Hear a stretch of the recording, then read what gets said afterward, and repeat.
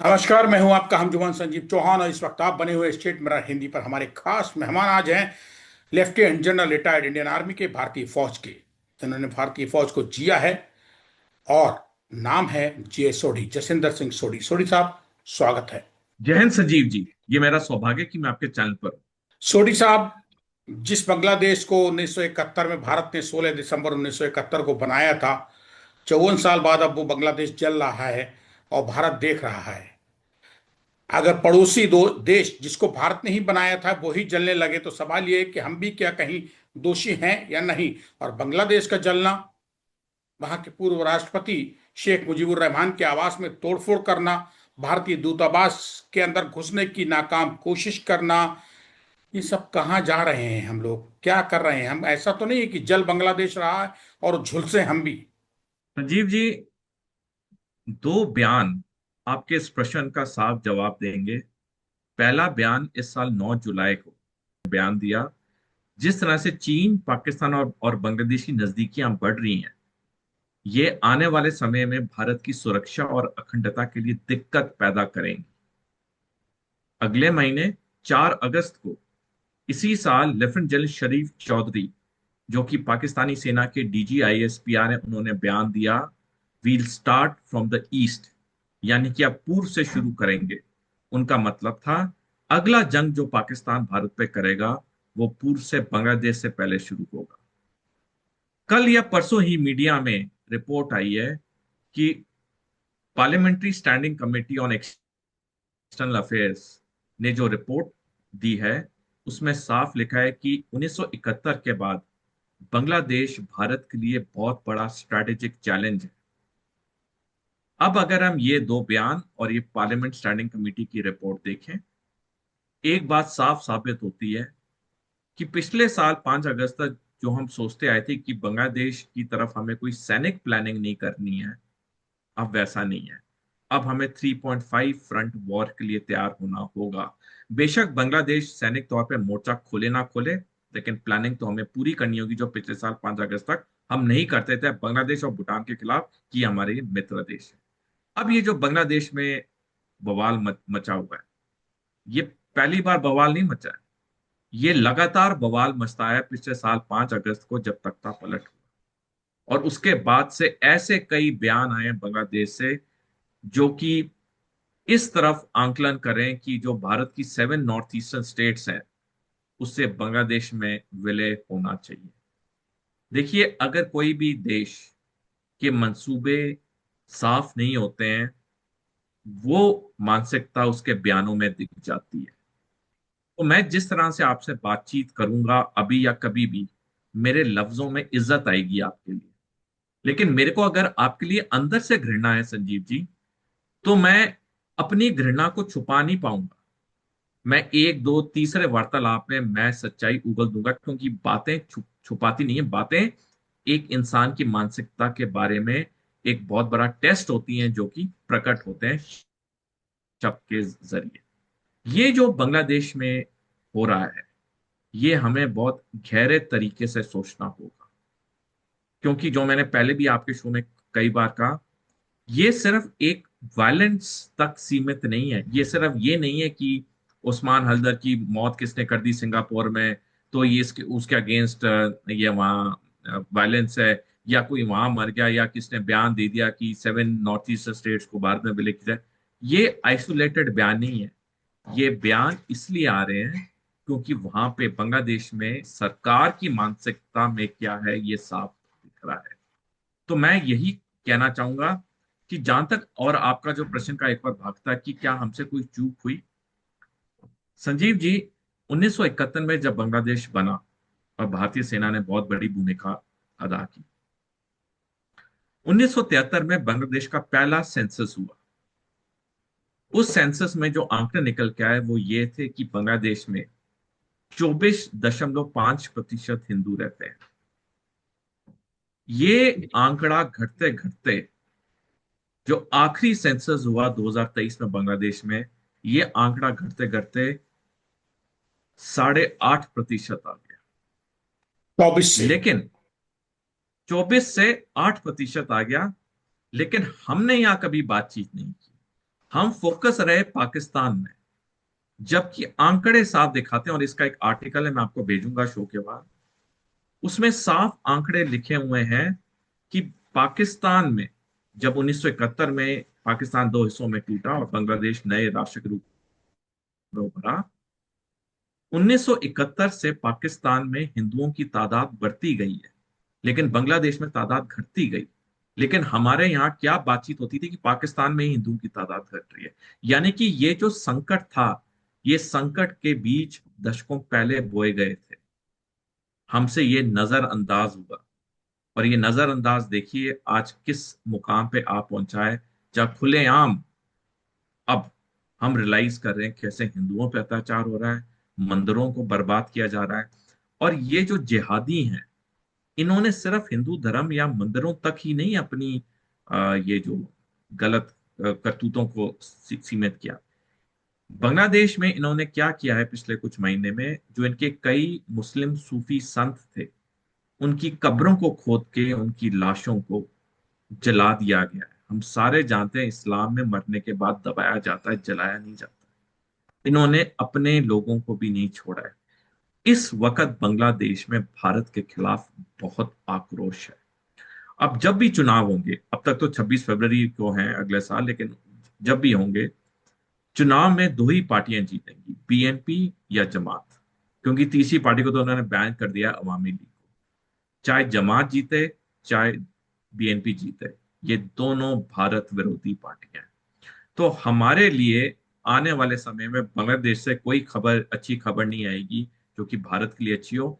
बांग्लादेश में भारत विरोधी गतिविधियां बढ़ती जाएंगी और चुनाव के बाद तो और गहरी होंगी। जसविंदर सिंह सोढी साहब, आपकी बातचीत से एक चीज निकल के आई है कि उस्मान हादी शेख, जो अवामी लीग, और हसीना, शेख हसीना, जो अभी भारत में शरण पाए हुए हैं, वहां की पूर्व प्रधानमंत्री, उनकी खिलाफत में इसी यही वो शख्स था छात्र आंदोलन का बांग्लादेश में जिसने बिगुल जगाया था जुलाई 2024 में। और ये प्रमुख था, जो कि अभी 2 दिन पहले गोली लगी थी, इंजर्ड हुआ था और सिंगापुर में डेथ हो गई।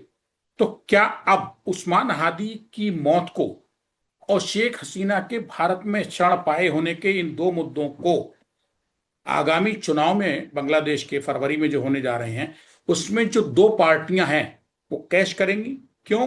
क्योंकि शेख हसीना तो अब आके भारत में बैठी हुई है, अपना जीवन बचाए हुए, भारत ने भी उनको शरण दी है, राजनीतिक शरण दी हुई है।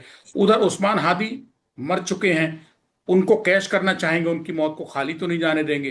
तो सवाल यह है कि भारत आंखें मूंद के बैठा है, भारत समझ नहीं पा रहा है कि हम शेख हसीना की हिफाजत करें या शेख हसीना की हिफाजत करते हो भारत को भी सुरक्षित रखें। क्योंकि घूम धुरी सारी जो है वो शेख हसीना के बाद से ही रही है। पहले घूमती रही, प्लानिंग बनती रही, बांग्लादेश पाकिस्तान चीन करते रहे, लेकिन अब तो सीधा जो केंद्रीय हो गया, केंद्रीकृत जो हो रहा है, सेंट्रलाइज हो गया है, वो शेख हसीना के चारों तरफ धुरी घूम रही है बांग्लादेश और भारत के रिश्तों की, अगर मैं गलत नहीं हूं तो। संजीव जी, मेरे को आपके शो पे आके बहुत अच्छा लगता है, क्योंकि आपके जो प्रश्न होते हैं काफी अध्ययन के बाद, काफी रिसर्च के बाद होते हैं, बिल्कुल सटीक प्रश्न होते हैं। मैं आपके प्रश्न के पहले हिस्से का जवाब पहले दूंगा। आने वाले चुनाव में डेफिनेटली ये दो बहुत बड़े मुद्दे होंगे बांग्लादेश में। पहला, शेख हसीना का भारत में रहना, और दूसरा, उस्मान हादी की मौत। अब आता हूं मैं आपके प्रश्न के दूसरे हिस्से पे। क्या भारत आंख मूंद के बैठा है? नहीं, भारत पूरी तरह से जागरूक है क्या बांग्लादेश में हो रहा है और इसके लंबे तौर के परिणाम क्या हैं। हमने देखा कल ही भारत ने बांग्लादेश के दूत को मिनिस्टर ऑफ एक्सटर्नल अफेयर्स में हाजिर किया, जहां पे उसे बताया गया कि जो भारत के दूतावास पे हमला हुआ है ये गलत है। हमने देखा पहले भी कई बारी भारत ने कई बयान इशू किए हैं बांग्लादेश के अंदर, जो ये हिंदुओं पे अत्याचार हो रहा है, मंदिर तोड़े जा रहे हैं। लेकिन अब चीजें हाथ से निकल चुकी। अब पूरी तरह से चीन और पाकिस्तान बांग्लादेश में सक्रिय हो रखा है। अब जो भी सरकार, जैसे मैंने कहा, बांग्लादेश में आएगी फरवरी के बाद, वो पूरी तरह से भारत विरोधी होगी। क्योंकि जो एक पार्टी हमारे साथ थी, अवामी लीग, उसको तो इन्होंने अवैध का करार दे दिया। तो अगर ये पार्टी, पहली बात तो पार्टी के सिंबल के नीचे चुनाव लड़ नहीं सकती, और अगर पाकिस्तान में इमरान खान की पार्टी की तरह जिसे भी अवैध कर दिया गया था, अगर इंडिपेंडेंट भी लड़ते हैं वो सरकार नहीं बना पाएंगे। तो भारत के लिए इस वक्त बहुत जरूरी हो जाता है अपनी सैनिक और आर्थिक तैयारी करना। और एक और प्रश्न का जो आपका भाग था, क्या हमें शेख हसीना को वापस भेजना चाहिए? बिल्कुल नहीं। हमें क्यों नहीं भेजना चाहिए? क्योंकि हम अगर दिक्कत के वक्त अपने मित्र के साथ खड़े हुए नहीं दिखाई दिए, हमारी जो क्रेडिबिलिटी है अंतर्राष्ट्रीय स्तर पर बिल्कुल खत्म हो जाएगी। हमने देखा किस तरह सीरिया में जब पिछले साल 8 दिसंबर को सत्ता परिवर्तन हो रहा था, रूस ने अपना सैनिक विमान भेज के असद को, जो राष्ट्रपति थे, उसे मॉस्को बुलाया अपने खानदान के साथ। तो पहली बात तो हमें शेख हसीना को बिल्कुल वापस नहीं देना चाहिए, क्योंकि जो भी है वो हमारी अच्छी मित्र थी जब वो सत्ता में थी, और अब क्योंकि वो एक मुसीबत में है, एक खराब पल में है, हमें उनका साथ नहीं छोड़ना चाहिए। क्या 5 साल, जो मैं बार बार आपके शो पे कहता आया हूं कि 2030 के बाद ये टू फ्रंट वॉर होगी, क्या 5 साल हमारे लिए कम है? बिल्कुल कम है। हमारे लिए 5 साल बिल्कुल सही समय है। 5 साल में बहुत चीजें हो सकती हैं, जिसका मैंने विवरण आपके पिछले शो में भी किया है। तो भारत के लिए कोई ऐसी कंडीशन नहीं है कि हमें दिल हल्का करना चाहिए या हमें ये लो मोराल होना चाहिए। हम 140 करोड़ की आबादी हैं। हमारे अंदर बहुत शक्तिशाली सैनिक हैं। हमने देखा है कि हम हर युद्ध में विजय हुए हैं। बस 5 साल सारी राजनीतिक पार्टियों को, सारे नागरिकों को मिलके इस चुनौती के मुकाबले के लिए पूरी तैयारी करनी होगी। एक सवाल और आ रहा है आपसे बातचीत के दौरान ही आ रहा है कि हिंसा भड़क रही है बांग्लादेश के चटगांव में, जो भारत के सहायक उच्चायुक्त के बाहर हिंसा हुई, सबको पता है। वहां बांग्लादेश पुलिस के कुछ लोग इंजर्ड भी हुए हैं। और वहां के जो शरीफ उस्मान हादी हैं, जो छात्र नेता हैं, जिनकी मौत हो गई बांग्लादेश में इंजर्ड होने के बाद सिंगापुर में इलाज के दौरान, उनकी डेड बॉडी आज पहुंच रही है। इसके बाद जाहिर सी बात है कि उस लाश को कैश करने के लिए उसको तमाशा बनाया जाएगा, शोर शराबा मचेगा, क्योंकि जो interim legal interim political adviser Bangladesh के हैं, मोहम्मद यूनुस, वो खुद भी इस लाश को और इस मौत को भुनाने में लगे हुए हैं, क्योंकि उनको शेख हसीना, पूर्व प्रधानमंत्री को निपटाना है। कैसे वो भड़काएं वहां की जनता को, कैसे इलेक्शन जितवाएं अपनी खुद की समर्थित पार्टियों को वहां, जिसको वो चाहते हैं। इस सबके बीच सर, अगर वहां हिंदुओं पे अत्याचार हो रहे हैं तो मान लिया, लेकिन बांग्लादेश को जो लीड पेपर्स हैं, न्यूज ग्रुप्स जो है, media groups, Bangladesh daily star और प्रथम अलो, इन दोनों अखबार के दफ्तरों पे हमला करके जला दिया गया है। तमाम पत्रकारों को इंजर्ड कर दिया गया है। आलम यह है कि वो लोग अंदर भी कुछ फंसे हुए हैं अभी तक, कुछ बाहर निकल आए जान बचा के। तो अपने बांग्लादेश में अपने ही बांग्लादेशी अखबारों के दफ्तरों पे हमले की क्या वजह हो सकती है? क्या वहां का मीडिया कहीं बांग्लादेशियों की को ऐसा लग रहा है, भारत विरोधी ताकतों को, कि वो भारत के बारे में खबरें लिख रहा है, या उनको ब्लाइंड सपोर्ट नहीं कर रहा है? क्या वजह है? मीडिया पे हमला अपने आप में बड़ी बात है, चाहे वो भारत हो और चाहे भारत का मीडिया खामोश है। यहाँ दोनों चीजें, भारत का मीडिया खामोश है, बांग्लादेश के मीडिया पे हमला हो रहा है। संजू जी, जब भी कोई देश की सरकार या उसके लोग मीडिया पे हमला करते हैं, तो ये साफ जाहिर होता है कि उनके अंदर अपनी कमी है, और उस कमी को छुपाने के लिए मीडिया पे हमला करें, ताकि मीडिया सच्चाई की बातें पूरे पब्लिक को नहीं बताए। जिस इंसान या सरकार को कोई डर नहीं होता है, वो कभी मीडिया से डरती ही नहीं है, क्योंकि हम सबको पता है मीडिया का काम सच्ची खबर सामने लाना है। कई बार सच्ची खबर आपके हित में होगी, कई बार आपके हित में नहीं होगी, लेकिन सच्ची खबर होती है। अब बांग्लादेश के इन दो बड़े मीडिया हाउसेस पे हमला होना, और अभी कुछ समय पहले ही खबर आई कि 25 माह पे जर्नलिस्ट को, पत्रकारों को बचाया गया जिनकी जान जाने वाली थी। ये साफ जाहिर करता है कि अभी भी बांग्लादेश की मीडिया में ऐसे तत्व हैं जो कि अपने देश को बचाना चाहती हैं, जो जो कि देश की सच्चाई सामने जागरूक रखना चाहते हैं पब्लिक के, जो कि मोहम्मद यूनिस की अंतरिम सरकार को मंजूर नहीं है, जो कि जिहादियों को मंजूर नहीं है, जो कि कट्टरता मानसिकता वाले लोगों को मंजूर नहीं है। इसमें कोई शक नहीं है संजीव जी कि 15 साल का जो कार्यकाल था शेख हसीना का, उसमें इतनी आर्थिक तरक्की हुई बांग्लादेश की कि एक समय आया जब बांग्लादेश की अर्थव्यवस्था भारत की अर्थव्यवस्था से अच्छी हो गई थी। वो साल 2020 था।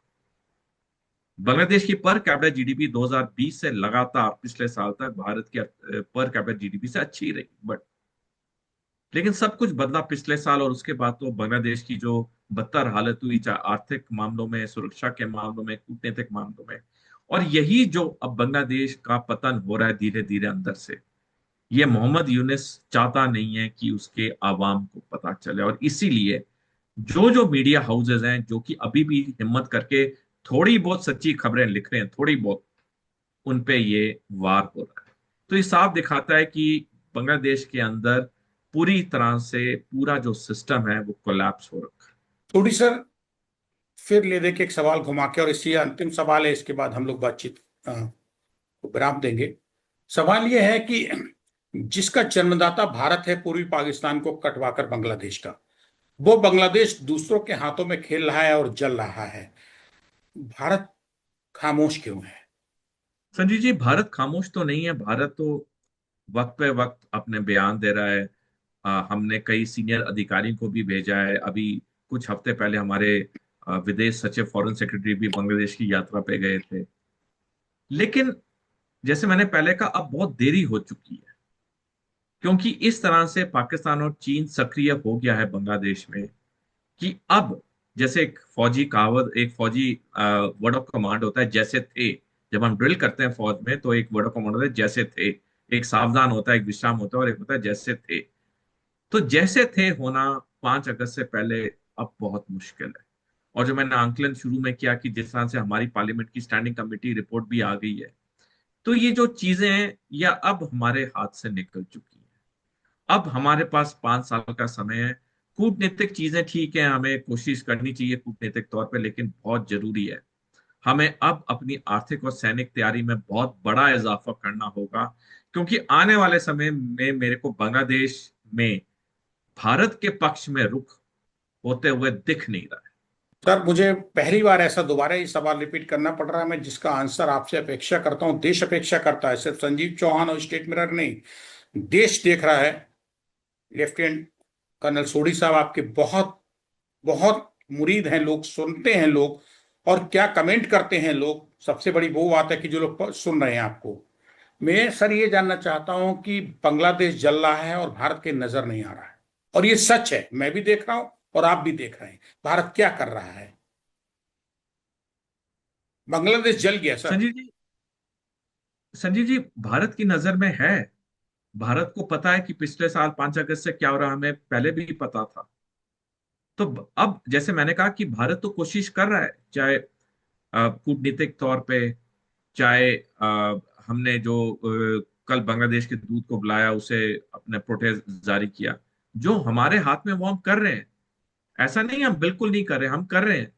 लेकिन जैसे मैंने पहले कहा, क्या इसके इस सब करने के बाद क्या बांग्लादेश पे फर्क पड़ेगा? नहीं पड़ेगा। जब तक बीएनपी या जमात सत्ता में रहेंगे, जो कि इन्हीं दो पार्टियों में से किसी ने आना है फरवरी के बाद, जब तक ये दोनों पार्टियों में से सत्ता में कोई रहेगी, जब तक मोहम्मद यूनूस सत्ता में रहेगा, बांग्लादेश भारत के साथ उस तरह से नहीं खड़ा हो सकता जिस तरह पिछले साल 5 अगस्त से पहले था। तो हमारे लिए एक बहुत क्रिटिकल सिचुएशन है, हमारे लिए बहुत एक सीरियस सिचुएशन। सर, मैं समाप्त करना चाह रहा था, बातचीत को विराम देना चाह रहा था, लेकिन आपकी बातचीत से एक सवाल निकल के आया है। आपने कहा जब तक मोहम्मद यूनिस, वहां का पॉलिटिकल एडवाइजर जो बनाया गया है शेख हसीना के भारत आने के बाद, क्या ये अमेरिका का लाया हुआ आदमी है? एक स्ट्रेटेजी के तहत इसको बिठाया है लाके बांग्लादेश में मोहम्मद यूनिस को, जो भले ही भारत का नुकसान ना कर सके, लेकिन बांग्लादेश को बर्बाद करने की ताकत और दिमाग, बददिमागी, नॉट दिमाग, बददिमागी, कम अकली रखता है। संजीव जी, अभी कुछ महीने पहले हमारे मंत्री जी ने एक इंटरव्यू में कहा था कि हमें पता था कि बांग्लादेश में किस तरह से शेख हसीना के खिलाफ आक्रोश बढ़ रहा है, लेकिन हम कुछ कर नहीं सके। बांग्लादेश में जो हो रहा है, बाहर की ताकतें तो बाद में आती हैं। सबसे पहले अंदरूनी जब दिक्कतें होती हैं, तो ही बाहर की ताकतें आने का प्रयास करती हैं। भारत की सभ्यता, संस्कृति, संस्कार में साफ कहा जाता है कि जिस जिस घर के अंदर कलेश हो, पड़ोसी उसका फायदा उठाते हैं या बाहर वाले उसका फायदा उठाते हैं। जो नेपाल में हुआ, जो बांग्लादेश में हुआ, जो श्रीलंका में हुआ, ये सब शुरुआत उनके अंदरूनी दिक्कतों की वजह से हुई। अगर शेख हसीना ने 1971 के रिजर्वेशन पॉलिसी को, जो पूरा विवाद शुरू हुआ कि जो फ्रीडम फाइटर्स थे उनको लाइफ लॉन्ग रिजर्वेशन देना, पूरा विवाद वहां से शुरू हुआ। अगर शेख हसीना ने ये नहीं किया होता या लोगों की बात पहले, लोगों की जन इच्छा पहले ही समझ ली होती, अगर शेख हसीना ने बीएनपी की नेता खलीदा जिया को 15 साल कैद में नहीं रखा होता, बांग्लादेश के अंदर ये नौबत नहीं आनी थी। तो मैं यही कहना चाहूंगा, कोई भी देश में भारी शक्तियां तब सक्रिय होती हैं जब देश की अंदरूनी दिक्कतें रिजॉल्व नहीं होती हैं। इसलिए जब भी किसी देश के अंदर कोई भी अंदरूनी दिक्कत हो, उसे जल्द से जल्द रिजॉल्व करना चाहिए, नहीं तो बाहर की शक्तियां आके उसका नजायज फायदा उठाती हैं। और यही चीज अब बांग्लादेश में हो रही है। जिस तरह से पाकिस्तान सक्रिय है, चीन सक्रिय है, अमेरिका का भी हाथ है, सेंट मार्टिन आइलैंड की बात बार बार होती है। तो ये तो अब बाहर की शक्तियां तो वहां पे फायदा उठाएंगी, क्योंकि गलती तो सब अंदरूनी तौर पे शुरू हुई। लेफ्टिनेंट जसविंदर सिंह सोढ़ी साहब, बांग्लादेश जल रहा है, क्या भारत पे भी इस आग की तपिश आ रही है धीरे धीरे, क्या आएगी? डेफिनेटली आएगी, डेफिनेटली आएगी। इमीडिएट में तो नहीं आएगी, लेकिन जैसे मैंने पहले भी कई बार कहा, 5 साल के बाद जब ये टू फ्रंट वॉर चीन पाकिस्तान हम पे करेंगे, बांग्लादेश बेशक सैनिक तौर पे मोर्चा खोले ना खोले, लेकिन हमें उसकी सैनिक तैयारी करनी होगी जो हमने पिछले साल अगस्त तक नहीं की थी। भारत को अब 3.5 फ्रंट वॉर के लिए तैयार होना होगा। 7 अगस्त 2023 को जनरल मनोज नरावने, जो कि भारतीय सेना के 28वें सेना अध्यक्ष हैं, उन्होंने द प्रिंट में लेख लिखा कि भारत के लिए टू फ्रंट वॉर दिक्कत होगी, और अब हम बात करें 3.5 फ्रंट वॉर की। ये जो आग की लपटें बांग्लादेश में हो रही हैं, ये इमीडिएट तो हमें नहीं दिक्कत देंगी, लेकिन ये सारी एक लॉन्ग टर्म स्ट्रेटजी के थ्रू प्लानिंग है। उस्मान की मौत पे इतना हिंसा भड़कना, और आज जब उनका शव आएगा तब उसके बाद और हिंसा के चांसेस हैं। इसको पूरी तरह से कौन आग दे रहा है? पाकिस्तान की आईएसआई, चीन, क्योंकि वो जानते हैं जितना उन्हें एक और मौका मिल गया बांग्लादेश में भारत विरोधी सेंटिमेंट्स को और फैलाने का और भड़काने का, वो इस मौके को हाथ से नहीं जाने देंगे। तो हमारे लिए तो ये आकी लपटें इमीडिएट तो नहीं, लेकिन 5 साल के बाद बहुत प्रॉब्लम करेगी। थोड़ी सर, मोहम्मद यूनुस क्या है? कमक्ल है या मक्कार है? देखिए, मोहम्मद यूनुस जो भी है, आज की तारीख में वो बांग्लादेश का इंटरिम एडवाइजर है। आज की तारीख में उसके पास सत्ता की पूरी पावर है।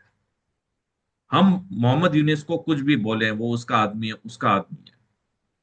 अब हमें उससे कुछ ज्यादा फर्क नहीं पड़ता, क्योंकि अब हमें तैयारी, हमारी लंबी तैयारी है 5 साल के बाद जो होना है। बहुत आंकलन है कि मोहम्मद यूनुस को इस फाउंडेशन ने बिठाया, उस फाउंडेशन ने बिठाया, लेकिन इसका एंड रिजल्ट क्या है? एंड रिजल्ट तो ये कि पिछले 1 साल में बांग्लादेश से कितनी भारत विरोधी गतिविधियां हुई हैं, किस तरह से हिंदुओं पर अत्याचार हो रहा है, हमारे मंदिर बर्बाद हो रहे हैं। तो मोहम्मद यूनुस का एज अ शख्सियत कुछ भी होना, उससे अब हमें फर्क नहीं पड़ता, जितना उसके जो कॉन्सिक्वेंसेज हैं वो अब हमें भुगतने पड़ रहे हैं। और जैसे मैंने अभी जिक्र किया थोड़ी देर पहले, हमारी पार्लियामेंट्री स्टैंडिंग कमिटी ने भी ये साफ लिख दिया अपनी रिपोर्ट। मतलब मोहम्मद यूनुस जैसे पॉलिटिकल एडवाइजर जो बांग्लादेश का है, उसकी खामियों का खामियाजा भारत को भुगतना पड़ेगा, ये तय है। और बांग्लादेश जल रहा है, इसमें उसका बहुत बड़ा हाथ है। पाकिस्तान, चीन इन चिंगारियों को भड़का रहे हैं बांग्लादेश में। और जो अभी शरीफ की जो डेड बॉडी आएगी शाम को, आदि की, उसको भी, मुर्दे को भी कैश कराने की कोशिश करेंगे, सब अपने अपने हिसाब से बांग्लादेश में, अपने अपने निजी और राजनीतिक स्वार्थों के लिए। अगर मैं, आप मेरी बात से सहमत हो और मैं आपकी बात समझ पाया हूं थोड़ी सा। बिल, बिल्कुल संजीव जी, आपने बिल्कुल सही कहा। और मैं ये अंत में एक और बयान देना चाहूंगा। देखिए, मोहम्मद यूनुस के अगर दिल में या मंसूबे साफ होते, तो जब वो इंतरम एडवाइजर बना पिछले साल, उसका पहला कार्य था बांग्लादेश के अंदर शांति लाना और शांतिपूर्ण तरीके से चुनाव करवाना। लेकिन उसने उस पे कंसंट्रेट नहीं किया। उसने कंसंट्रेट किया चीन पाकिस्तान के साथ भारत विरोधी अलायंस या नेक्सस बनाने के लिए। और इसका रिजल्ट क्या है कि 1.5 साल हो गया सत्ता परिवर्तन हुए बांग्लादेश में, अब तक बांग्लादेश जल रहा है। अब तक भारत विरोधी, हिंदू धर्म विरोधी जो वहां कार्रवाई है वो खत्म नहीं हो रही है। तो इसके लिए पूरी तरह से जो जिम्मेवार है वो मोहम्मद यूनिस है। शुक्रिया लेफ्टिनेंट कर्नल जसिंदर सिंह जी सोडी साहब, स्टेट में रहे हिंदी के लिए, संजीव चौहान से बात करने के लिए। और हमेशा आप बहुत संतुलित बात करते हैं जिससे लोग आपको सुनते हैं।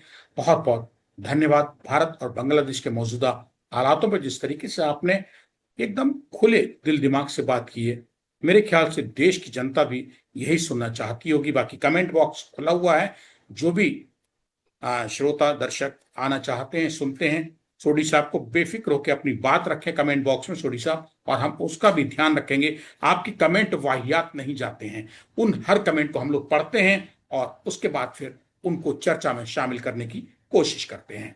शुक्रिया सोडी साहब।